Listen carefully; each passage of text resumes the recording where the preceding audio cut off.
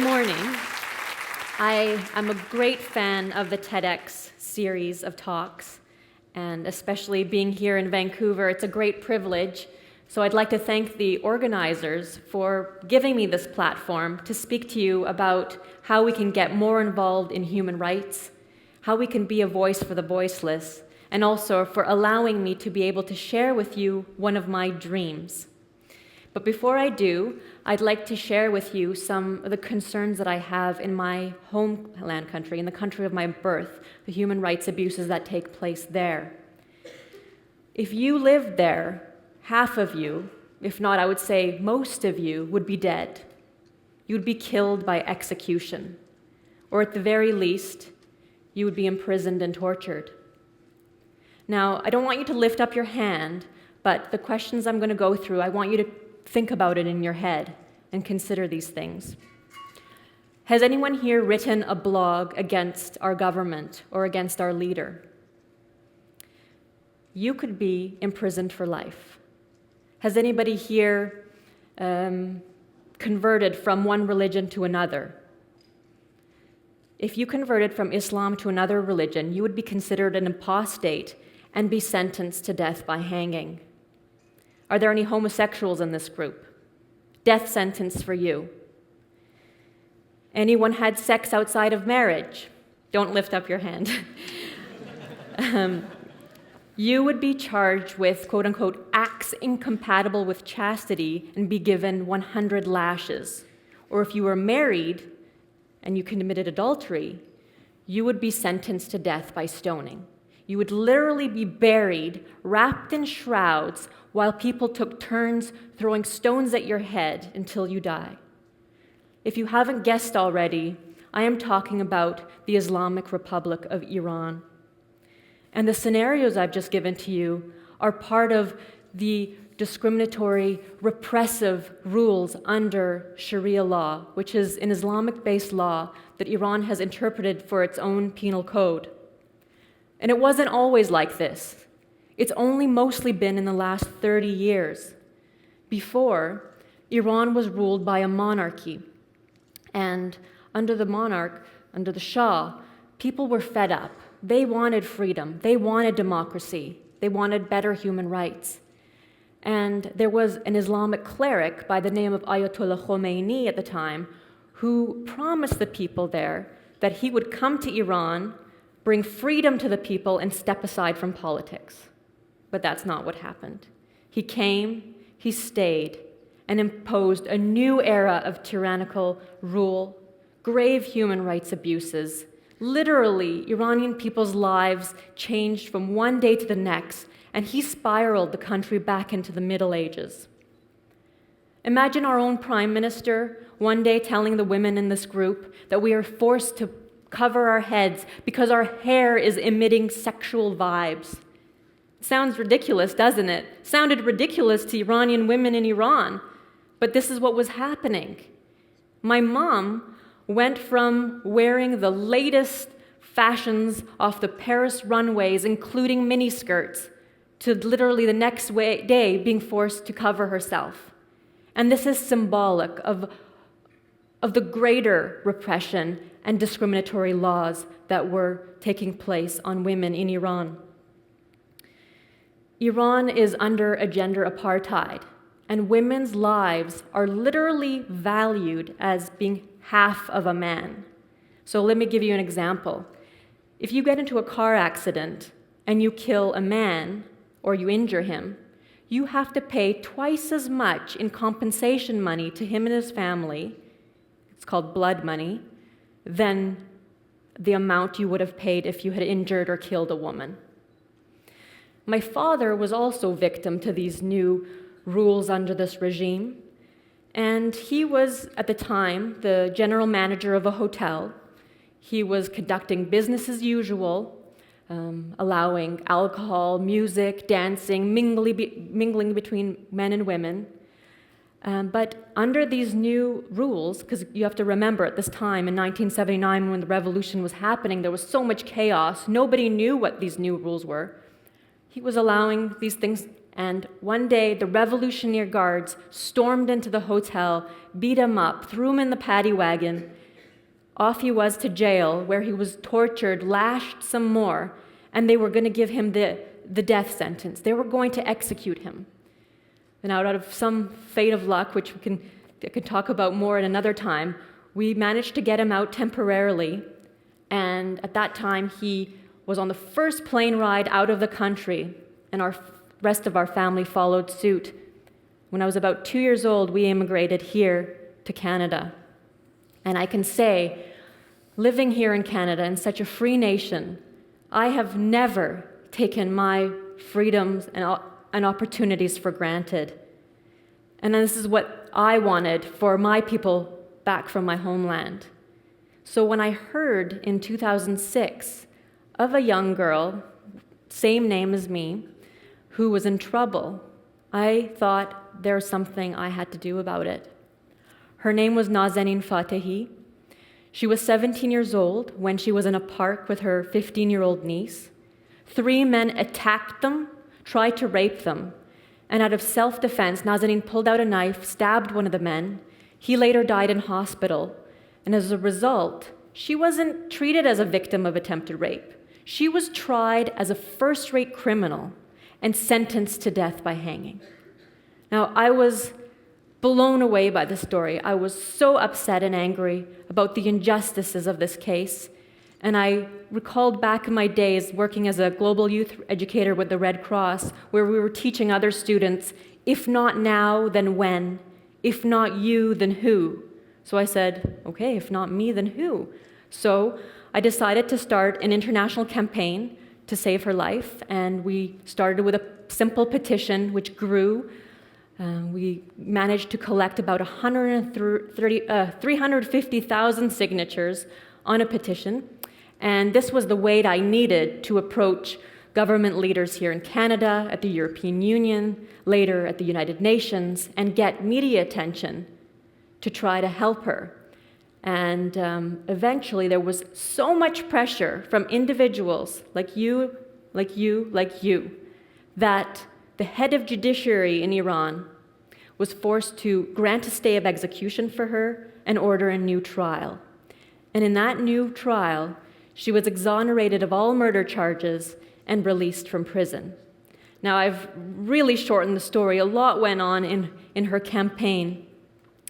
But I learned so much in that campaign, so much. And if I had to just shorten it to 3 points, 1, I learned that Nazanin Afshin-Jam was not alone.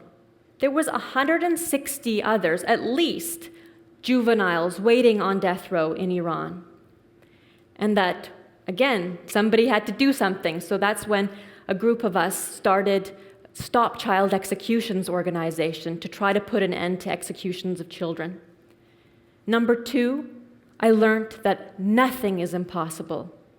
Nothing, even reversing the decision by a ruthless, uncompromising regime like the Islamic Republic of Iran.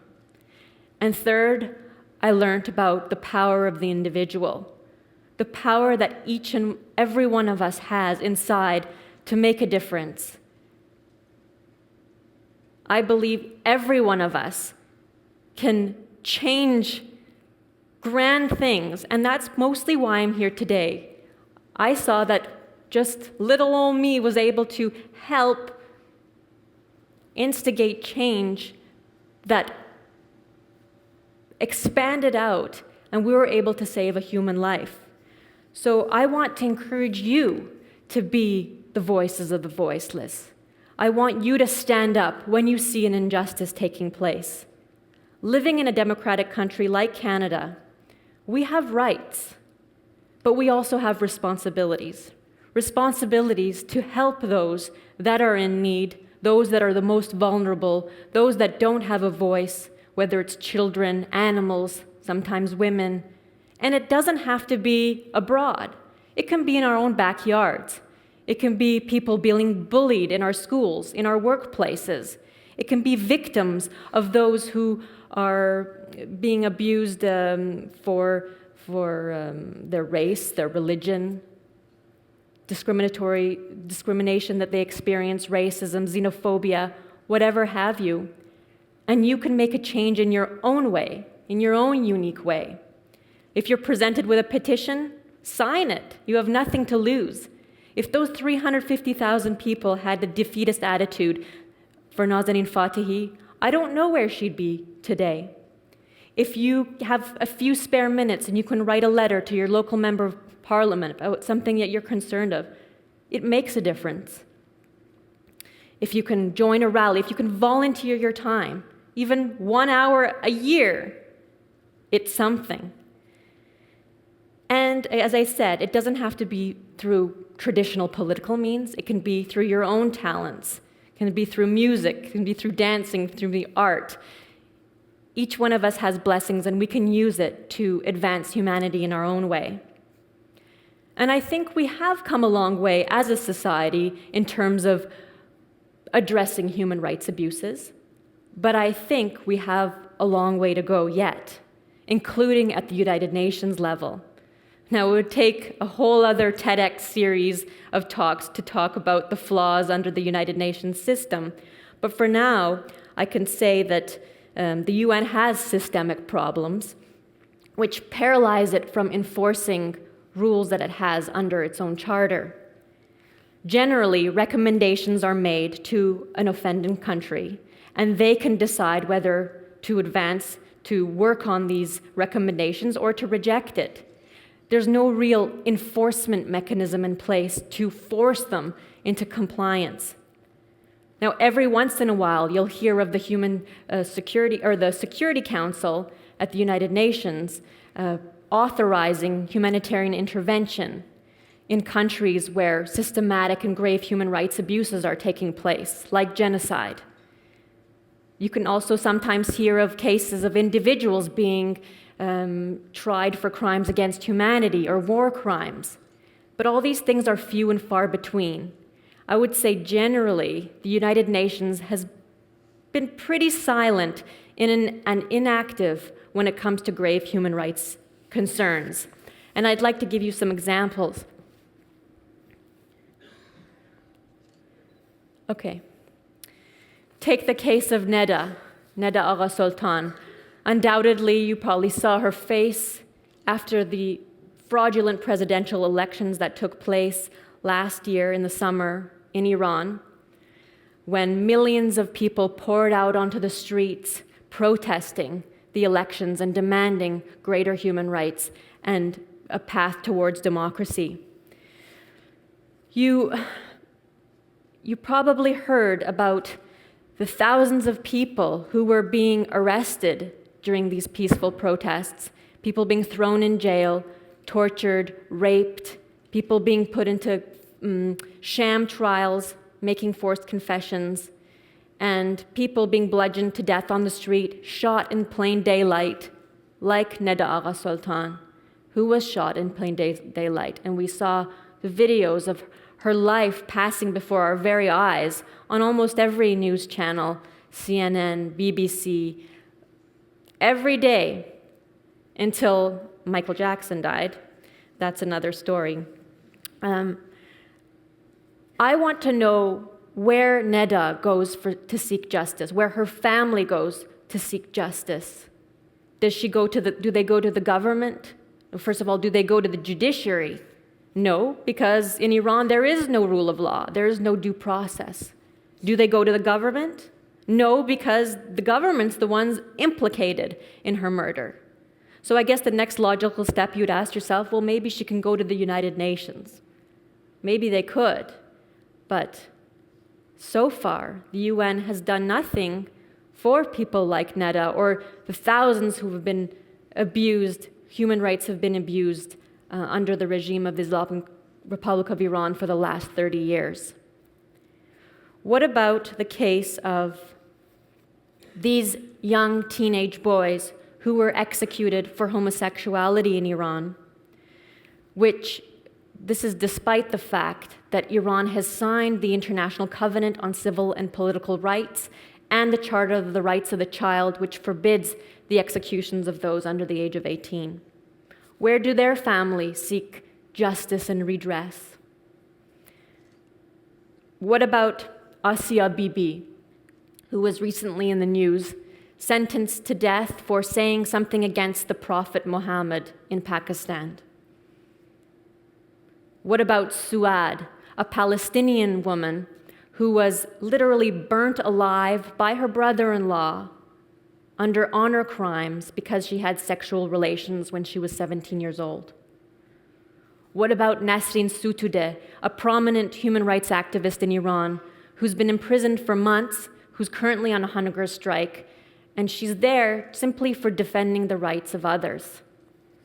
Similar case, Liu Xiaobo in China, he's a Chinese literary critic, and he was demanding democratic reform, but the Chinese Communist Party have imprisoned him.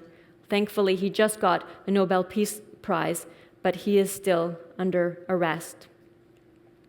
And I'm sure you recognize the picture, one of my role models, Aung San Suu Kyi, who was imprisoned or made to go under house arrest for more than 15 years after she was also advocating democracy and democratic reform in Burma. Who do all these people turn to? Where do they go when they want justice?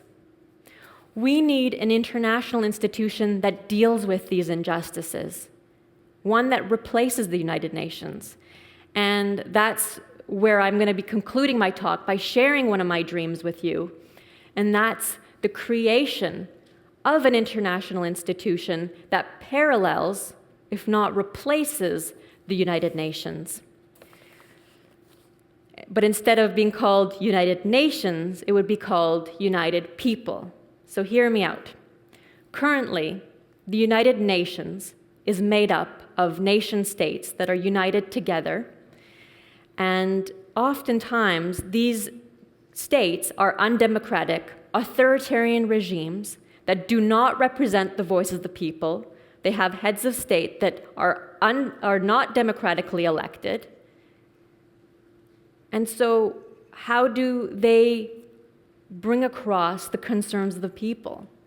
That's why I think it's imperative for us to create the United People, an institution where individuals, non-state actors like NGOs, civil society can come together and have their voice heard, where Iranians can have their true voice heard because Ahmadinejad, president, and the supreme leader Ali Khamenei do not represent their voices.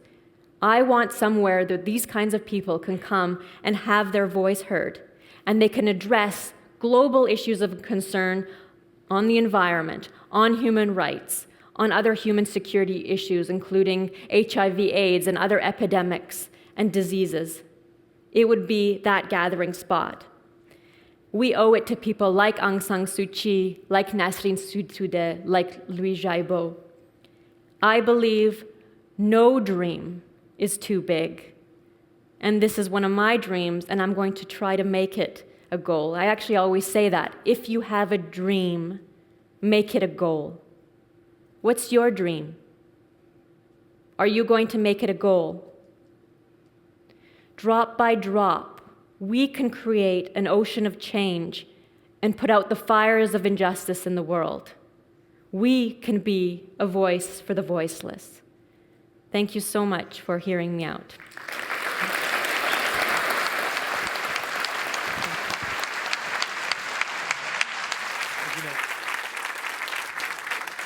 Thanks, man.